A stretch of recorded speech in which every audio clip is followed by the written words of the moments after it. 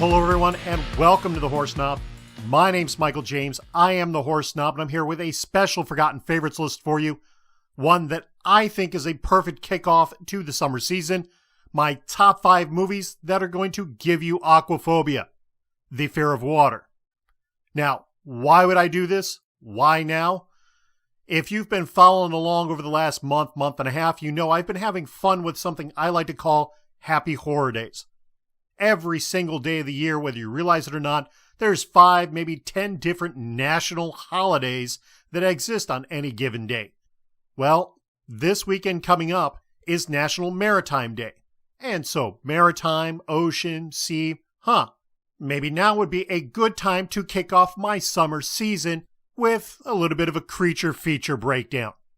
Some can't miss films, some of them classics going back 2-3 decades now. Ones you might have long ago already seen, but maybe, just maybe, you might have bypassed one. And if so, they should be priority watches on your list. No joke. All-star directors at the helm, all-star casts on screen, and movies that can really put a fright in you.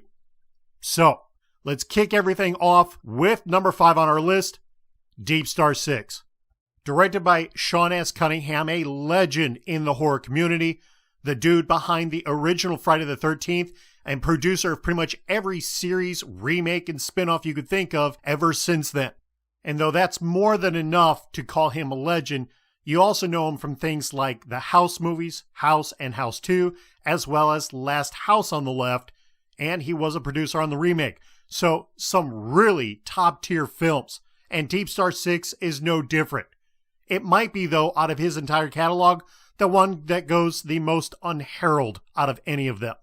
A fantastic movie following a deep-sea crew that's in charge of a missile station way the hell out in the middle of nowhere.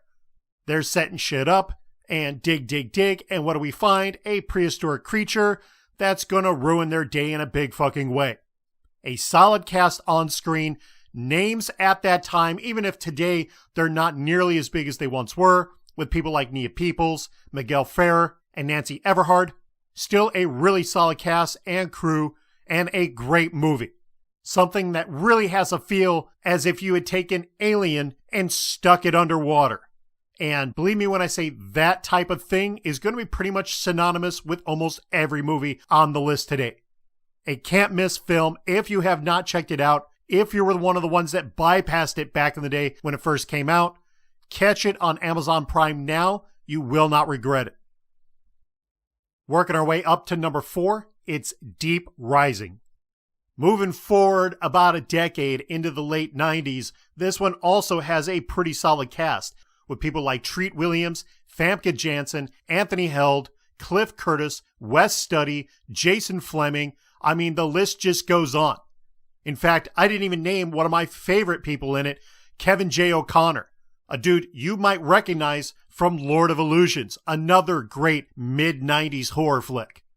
Led by Stephen Sommers behind camera, the guy who pretty much specialized in action-packed horror flicks with things like Mummy, The Mummy 2, and Van Helsing. So again, great crew behind and in front of camera, and a really fun movie.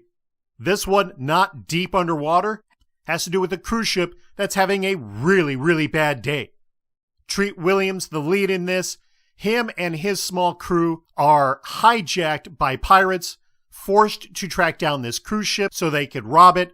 But lo and behold, by the time they get on board, most of the guests and crew of this massive cruise ship are gone. And why? Well, because there's this deep-sea creature that decided to pop its head out and start eating motherfuckers. A really fun, great film, a heist flick gone horror style, and one you can currently only find video on demand. If you're feeling spunky and want to spend the money, it is certainly worth the watch. At number 3, it's Sea Fever. Now, this one's much newer, coming out just this last year.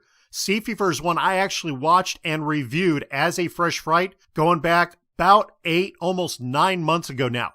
If you want to check that out and get a full review of the movie, link is provided for you above. The bullet points I'll give you now, though. First off, it's on the list. It's a fantastic film, certainly worth the watch. but it is a bit of an easygoing horror film. I don't know what better way to word that or say that. There are films out there you're going to watch in our genre of choice that are intense from beginning to end. And there are other ones that are a little bit easier of a watch. They still have jump scares, they still have some moments of fright or gore, but it's just a little bit more of a relaxed mood, not so intense. This is one of those kind of films. An excellent watch, a solid movie, but a bit of a relaxed horror film.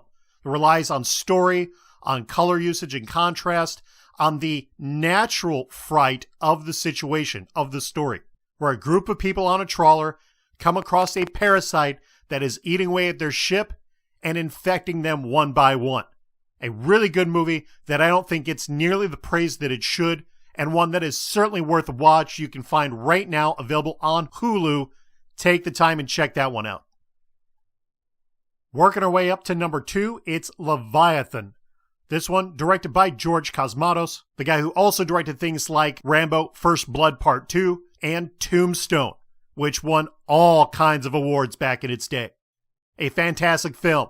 Not a horror film, but an absolutely fantastic film.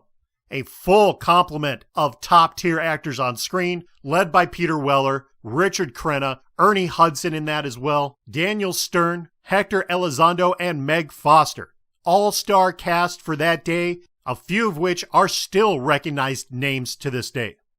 The entire thing follows a deep-sea mining crew. We're going deep underwater again, in a movie that really feels like it's a companion piece to something like Deep Star 6, with its deep underwater aliens type thing going on. This time the movie is less aliens, less xenomorph type thing, and more John Carpenter's The Thing. This goes really bad in a big way. If not for my number 1 on this list, that was a recent release over the last year, Leviathan easily would have been my number 1. One of my all-time favorite films, one I have seen a few hundred times over, and do not ever tire of it. If you have not watched this one, it should be a priority on your list, and you can find it as well, like Deep Star 6, available on Amazon Prime. Hey gang, before we finish up today's episode, just a quick reminder to check out the website, horrorsnob.com.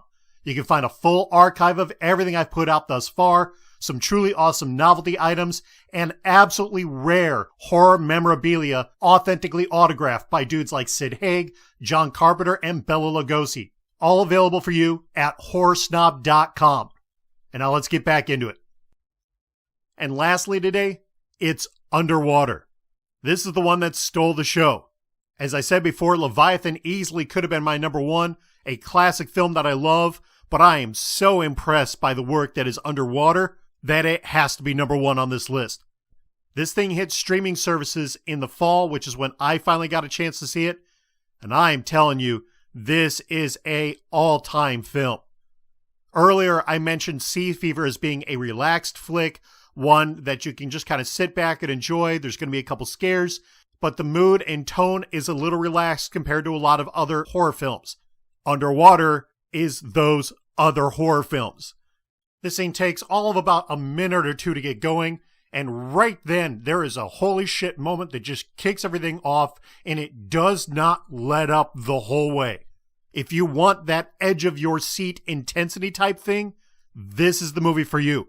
An all-star cast on screen with guys like Vincent Cassell, TJ Miller, John Gallagher, Jessica Henwick, and of course, Kristen Stewart.